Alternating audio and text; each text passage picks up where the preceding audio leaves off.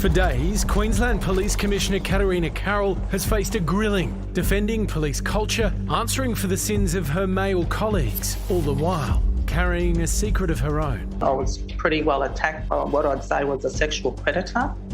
On my first day of training, he took me to the forest and started taking my seatbelt off. Carroll says she managed to run away, but it wouldn't be her last alleged assault at the hands of a male colleague.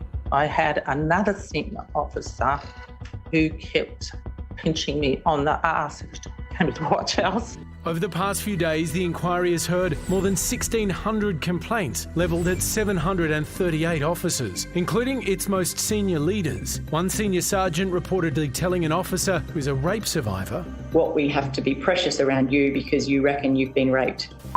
Must have been a dumb, ugly to rape you."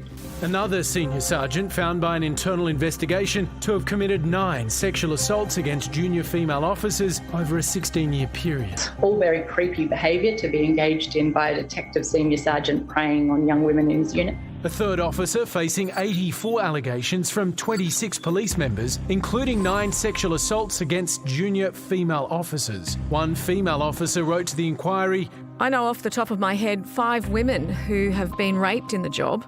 I know of no policewoman who has not been offended against in the job." Female officers feared speaking out. Those who do labelled dogs, their careers in jeopardy. Officers leaving dog food on colleagues' desks after they made a complaint. Now, though, they're unleashing. The inquiry's reporting deadline extended to November after a flood of 400 last-minute submissions, 270 from current officers. The worst could be yet to come. I wish that it didn't fall through the cracks. I've been in their situation. I know what it's like. Terrible. And I profusely apologise to them that it actually did. And Guardian correspondent Ben Smee has followed this story for years and watched today's hearing. He joins us now. Ben, there's been so many shocking revelations, but no one expected to hear the Police Commissioner herself coming forward. Were you surprised?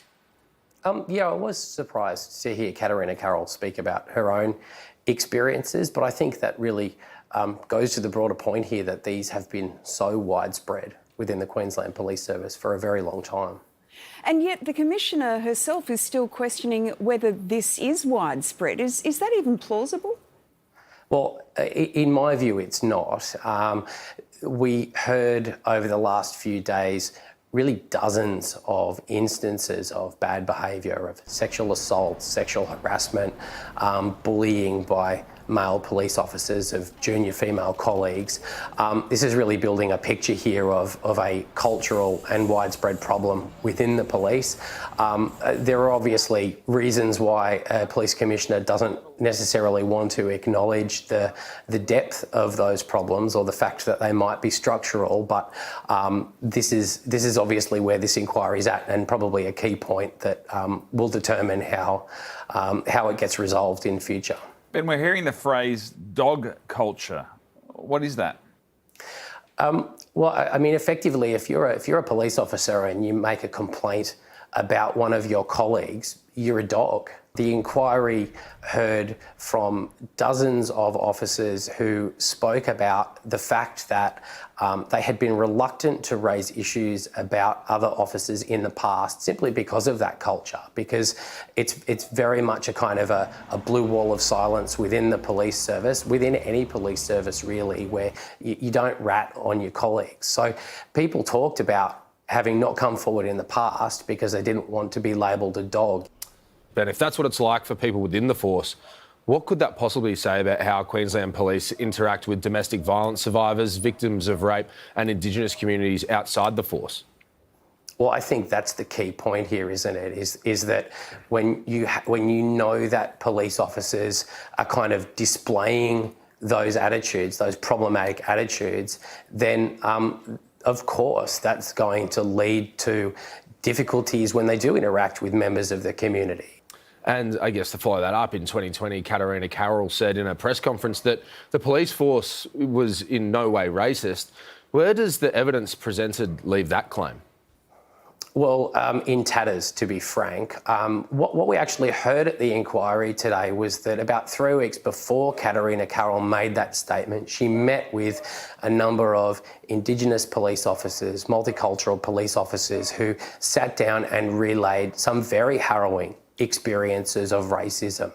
And yet a couple of weeks later, I guess under the kind of the pretense of defending the force as a whole, Katarina Carroll comes forward and makes comments that police are in no way racist. Now, she was challenged about those statements in the inquiry, and certainly the view was put to her that for any of those officers who came forward to reveal those experiences, to hear her make that sort of a comment subsequently, that would have been a very difficult thing for them to hear. So even if the police commissioner gets it, sees the scale of it and decides she wants to tackle it, does she have the power to do so?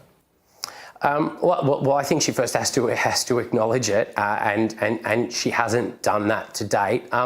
It is a very difficult organisation, I would imagine, to try and enforce cultural change within.